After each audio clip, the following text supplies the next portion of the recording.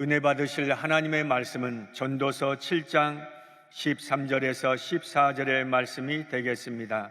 전도서 7장 13절에서 14절의 말씀을 다 같이 봉독하겠습니다. 하나님께서 행하시는 일을 보라. 하나님께서 굳게 하신 것을 누가 능히 곧게 하겠느냐.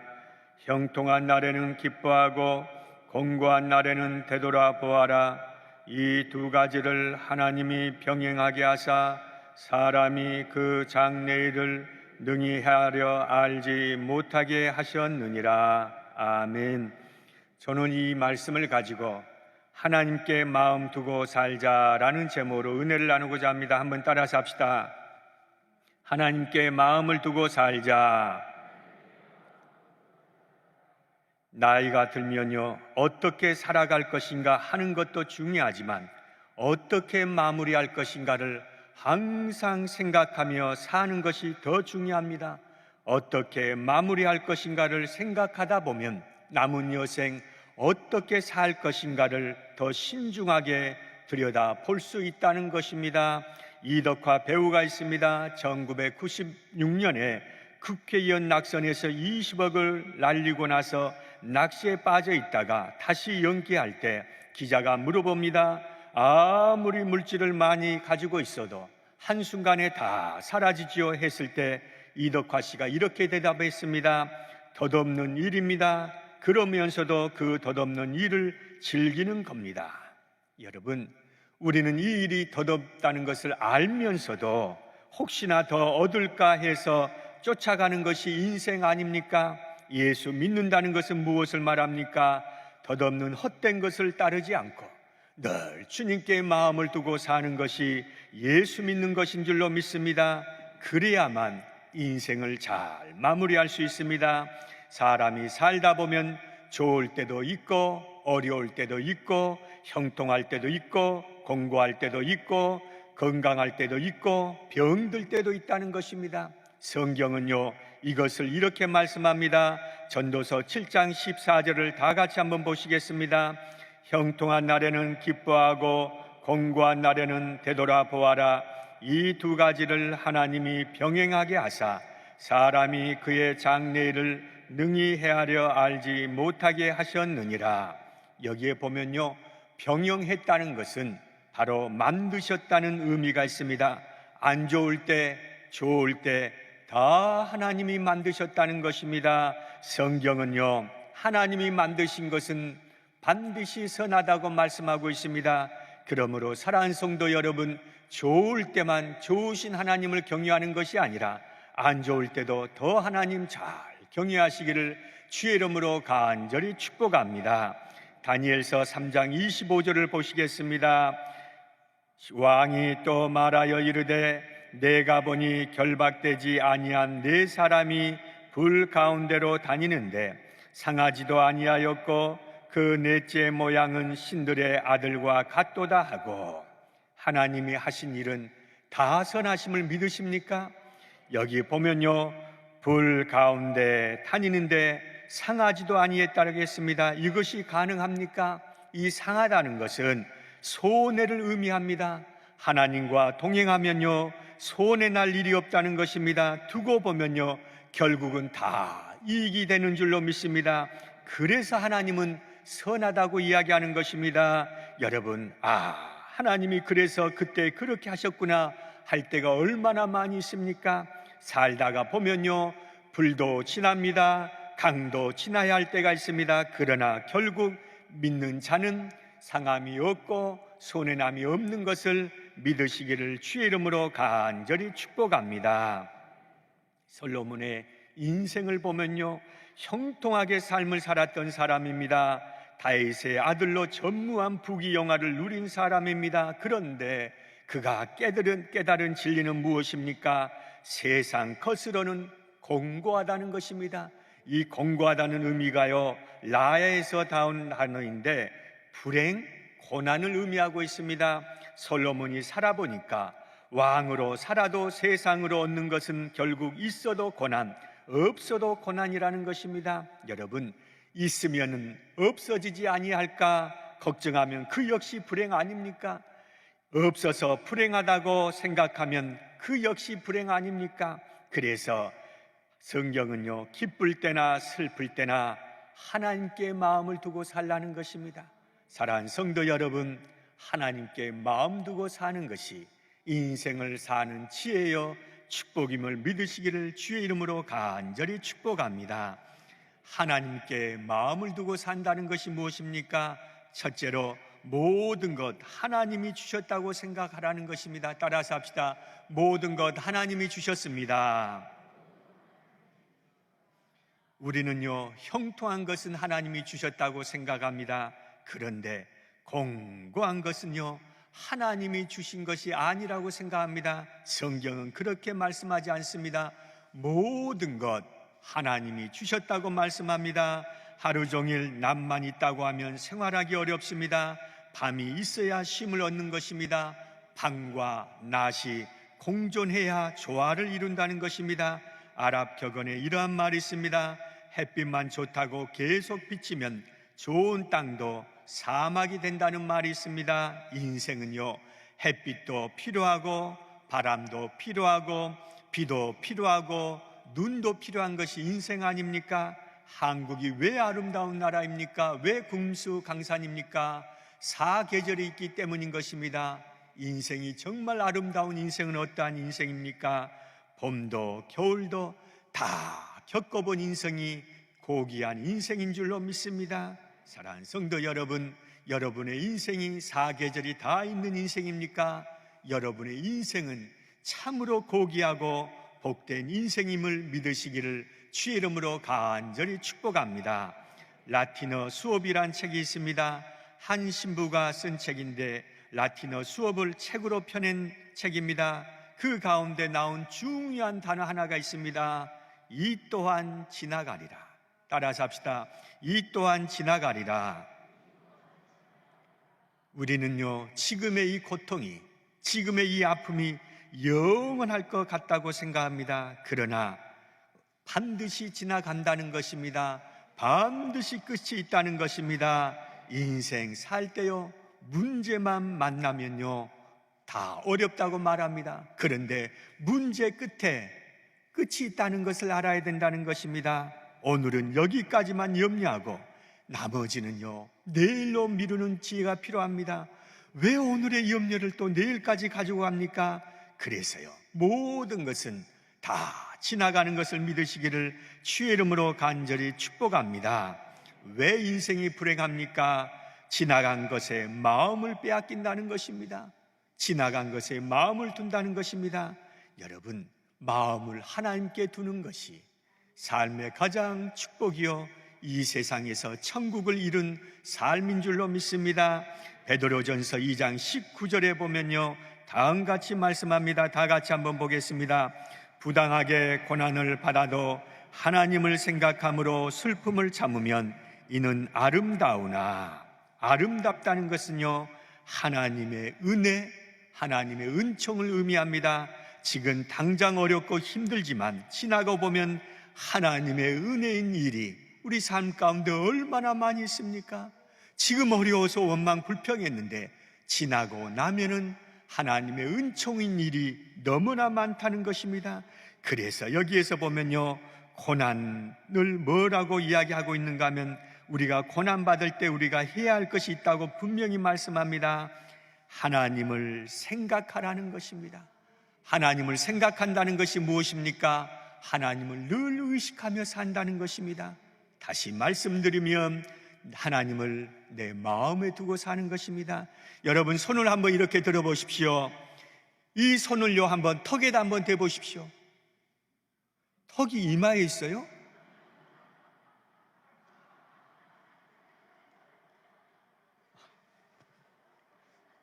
여러분 왜 나를 따라서 했지요? 나를 믿어서요? 아니에요. 귀는 듣는데요 생각은 듣지 않는다는 것입니다. 여러분 말씀을 듣는다는 것은 하나님을 생각하고 하나님을 의식하는 것인 줄로 믿습니다. 어려울 때 하나님을 의식한다는 것이 중요합니다. 부모가 힘들어도 견디는 이유가 무엇입니까? 자식을 의식하는 거 아닙니까? 우리도 고난 속에서 하나님을 의식한다면 하나님의 계획이 있겠지, 하나님의 뜻한 바가 있겠지 하면서 고난을 이겨낼 수 있는 것입니다. 손흥민이란 축구 선수가 있습니다. 세계적인 월드클래스 선수입니다. 이 선수에 대해서 평가를 뭐라고 하는가 하면 럭비공 선수라고 이야기합니다. 이 선수가 출전하는 경기를 잘 분석해 보면요, 어디로 튈지를 모른다는 것입니다. 공을 잡고 반드시 이때는 앞으로 가야 되는데 갑자기 뒤로 간다는 것입니다. 공을 잡았으면 보통 선수는 옆으로 가는데 갑자기 앞으로 간다는 것입니다. 그래서 럭비공 선수라는 것입니다. 여러분, 인생의 문제는요, 럭비공처럼 다가오지 않습니까? 모습이 다를지라도요, 언제 어떻게 이 문제가 생길지 모른다는 것입니다. 그래서 늘 우리는요, 마음을 주님께 두고 살아야 인생이 평안을 얻을 수 있는 줄로 믿습니다. 마태복음 28장 20절에 보면 다음같이 말씀합니다. 다 같이 보시겠습니다. 내가 너희에게 분부한 모든 것을 가르쳐 지키게 하라. 볼지어다 내가 세상 끝날까지 너희와 항상 함께 있으리라 하시니라. 하나님을 의식한다는 것은 무엇입니까? 하나님과 함께하는 것입니다. 여러분, 함께라는 것이 무엇입니까? 곁에 더불어라는 의미입니다. 이것은 일반적으로 쓰는 의미입니다. 그런데 성경이 말하는 더 중요한 의미는 가운데라는 의미가 있습니다. 정 가운데 하나님이 계신다는 것입니다. 우리가 힘들 때 많은 사람이 곁에 있을 수 있습니다. 더불어 함께 할 수 있습니다. 그런데 그 문제 정 가운데 계실 분은 누구십니까? 야훼 하나님밖에 없는 줄로 믿습니다. 우리나라 최고의 지성인인 이여령 교수님을 보십시오. 모든 것을 가지고 누렸지만 암 투병하는 딸 옆에서 함께는 있을 수 있었습니다. 그러나 그 암 속에서 고통스러워하는 그 딸을 도울 길은 없었다는 것입니다. 손자의 죽음 옆에서 함께 있었지만 할아버지로서 할 수 있는 일이 아무것도 없었다는 것입니다. 이것이 인간이 함께라는 한계인 것입니다. 여러분, 그러나 주님이 함께 하신다는 것은 무엇을 의미합니까? 죽음 가운데, 그 죽음 가운데 계시니 얼마든지 부활이 이루어진 줄로 믿습니다.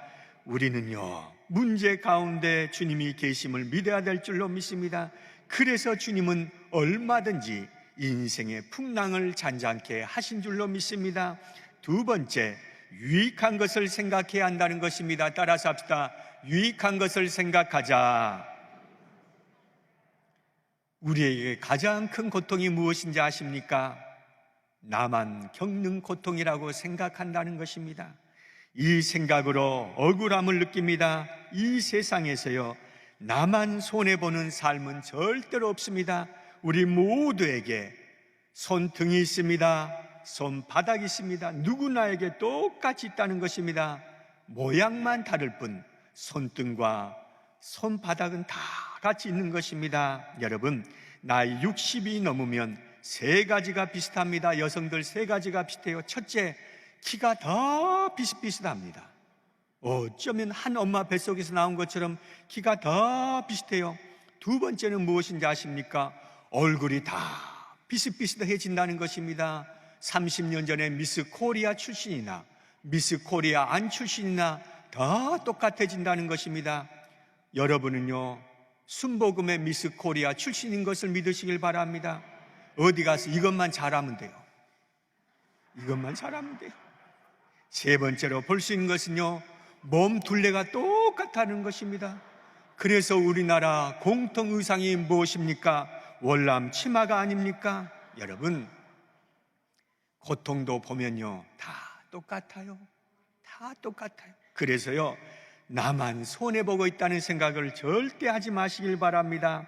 잃어버렸다는 단어를 보면요, 건강을 잃어버렸다, 물질을 잃어버렸다, 직장을 잃어버렸다, 잃어버렸다는 생각 때문에 심령이 힘든 것입니다. 그런데 반대되는 단어가 있습니다. 얻었다는 것입니다. 잃은 중에 얻은 것이 있다는 것입니다. 망한 중에 남은 것이 있다는 것입니다. 손해보는 중에 유익이 있다는 것입니다. 잃은 것보다요, 얻은 것에 집중해야 되는 것입니다. 사람의 행복과 불행은요, 잃음에 집중하느냐, 어둠에 집중하느냐에 달려 있습니다. 살다가 보면 울 일 많아요, 적어요? 울 일 많습니다. 화나서 울고, 힘들어서 울고, 삐져서 울고, 서운해서 울고, 돌아서서 울고, 아쉬워서 울고, 짜증나서 울고, 미워서 울고, 안주서 울고, 속상해서 울고, 계속합니다.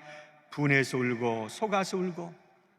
울거리를 찾으면요, 천하가 다 울거리.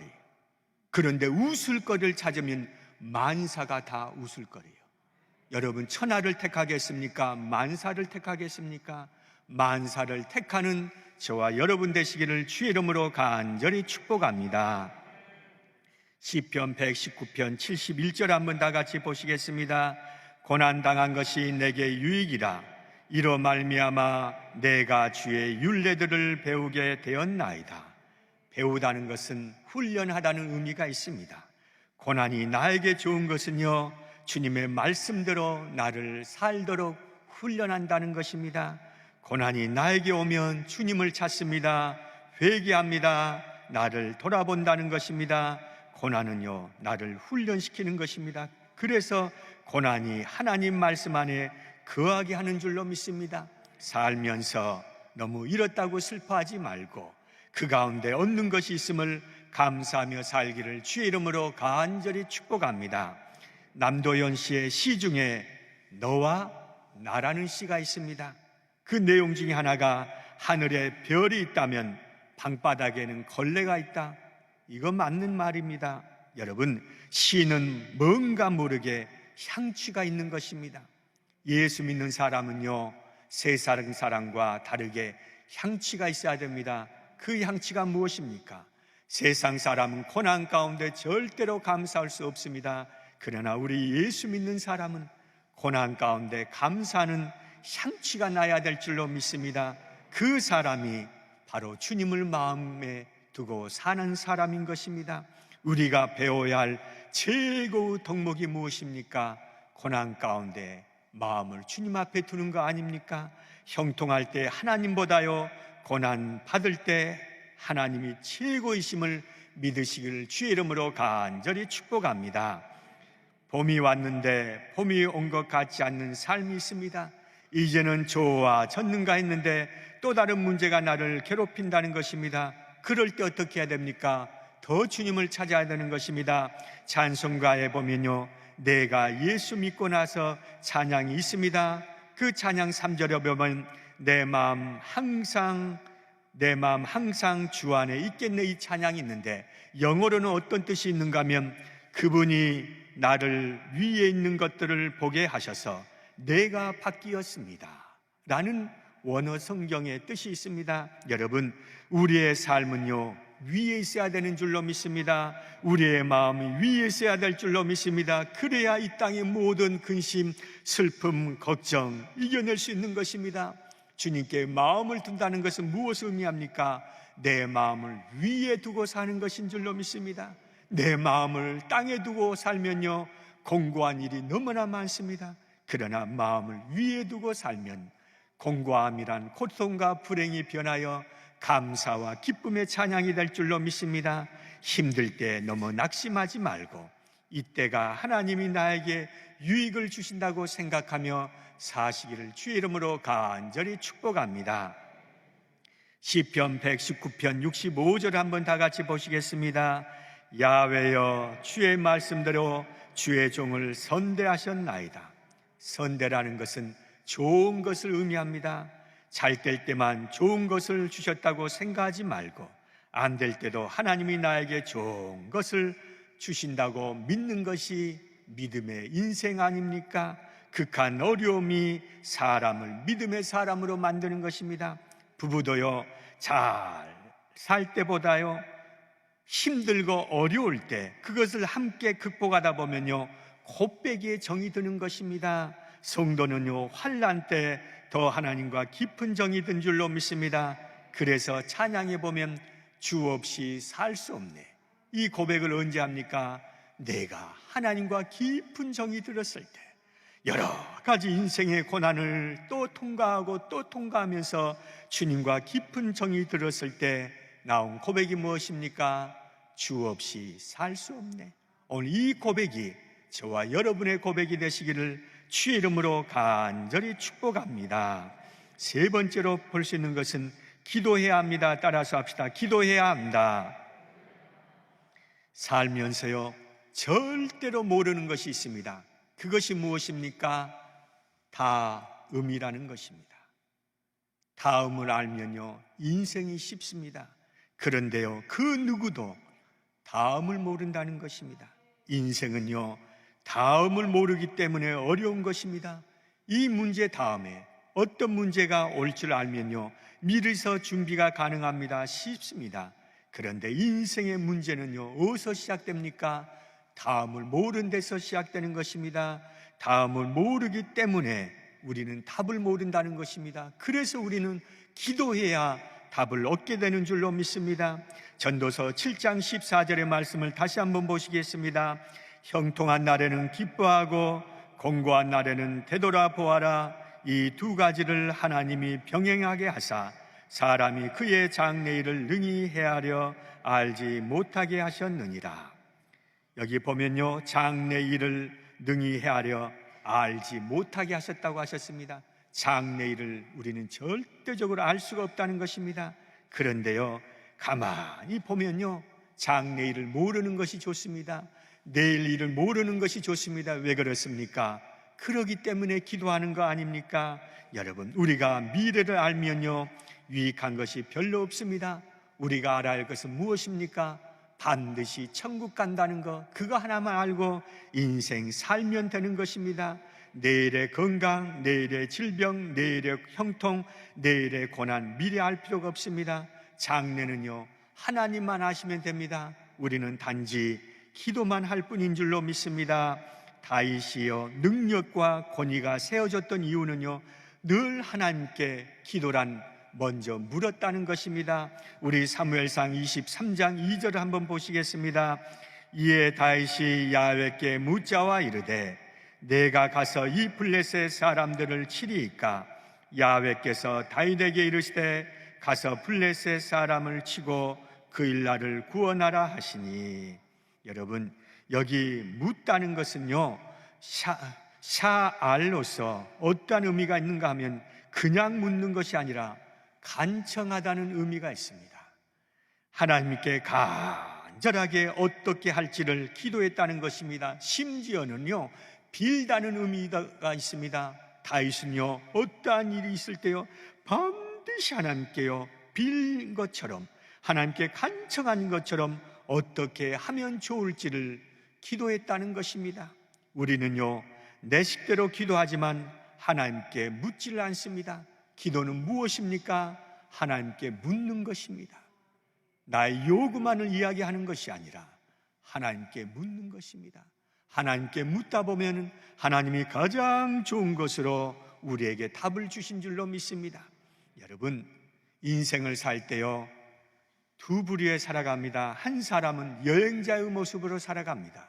한 사람은 승객의 모습으로 살아갑니다. 여행자는요, 즐기면서 인생의 목적지를 갑니다. 그런데 승객은요, 즐기기보다는 도착만 기다리는 사람이 승객이라는 것입니다. 성도는요, 승객이 아니라 여행자의 인생을 살아야 됩니다. 그래야 인생이 행복하고 그래야 인생이 복된 것입니다. 다윗은요, 하나님께 물었기 때문에 여행자의 인생을 살 수가 있었던 것입니다.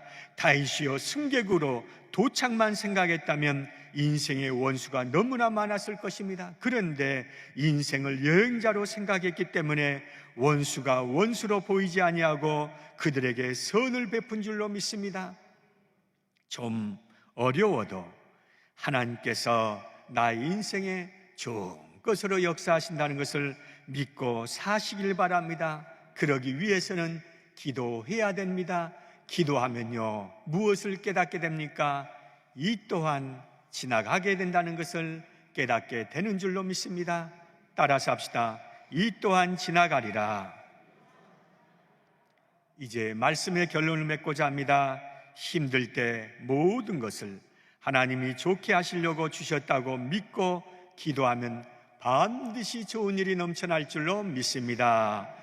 믿음의 고백하겠습니다. 나에게 좋은 일이 일어났습니다.